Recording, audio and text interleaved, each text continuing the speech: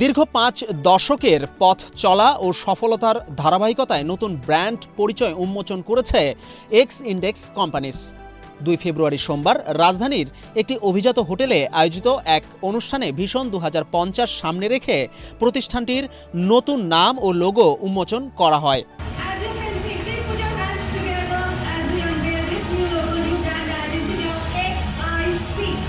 জানা যায় ১৯৭৭ সালে প্রতিষ্ঠা হয় গ্রুপটি। দীর্ঘদিনের পথ চলায় পদ্মা সেতু, মেট্রো রেল এবং এলিভেটেড এক্সপ্রেসওয়ে নির্মাণের গর্বিত অংশীদার বসুন্ধরা সিমেন্ট। গ্রুপটি কেবল প্রথাগত ব্যবসায় সীমাবদ্ধ ছিল না, বরং ক্রমেই উৎপাদন নির্ভর একটি আধুনিক প্রতিষ্ঠান হিসেবে রূপান্তরের লক্ষ্য ছিল প্রতিষ্ঠানটির। আয়োজিত অনুষ্ঠানে পর্যায়ক্রমে সফলতার ধারাবাহিকতায় নতুন ব্র্যান্ড উন্মোচন করে প্রতিষ্ঠানটি। শুধুমাত্র একটি লোগো নয়, নতুন এটি এক্সাইসের ভবিষ্যতের প্রতিচ্ছবি। নতুন লোগোর সাথে একটা অফিশিয়াল ফটোগ্রাফ হয়ে যাক টু কমেমোরেট দিস মোমেন্ট।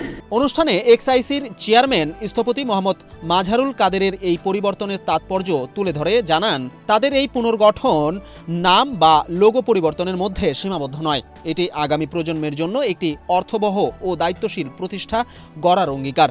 বিগত ৫ দশকে আস্থা ও ঐতিহ্যের ওপর ভিত্তি করেই প্রস্তুতি নিচ্ছেন তারা।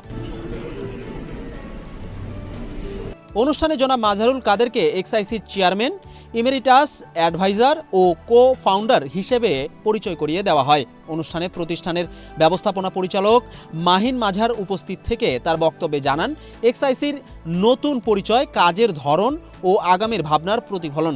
তাদের লক্ষ্য হচ্ছে উদ্ভাবনী শক্তিকে কাজে লাগিয়ে বাংলাদেশের মানুষের জন্য অনন্য পণ্য ও সেবা নিয়ে আসা।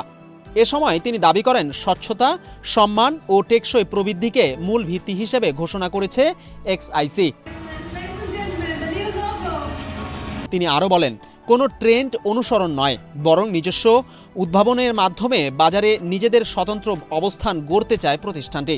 সফল অতীতকে সঙ্গী করে নতুন এই পথ চলা আগামী প্রজন্মের কাছে একটি শক্তিশালী ও আধুনিক উত্তরাধিকারী রেখে যাওয়ার প্রতিশ্রুতি দেয়।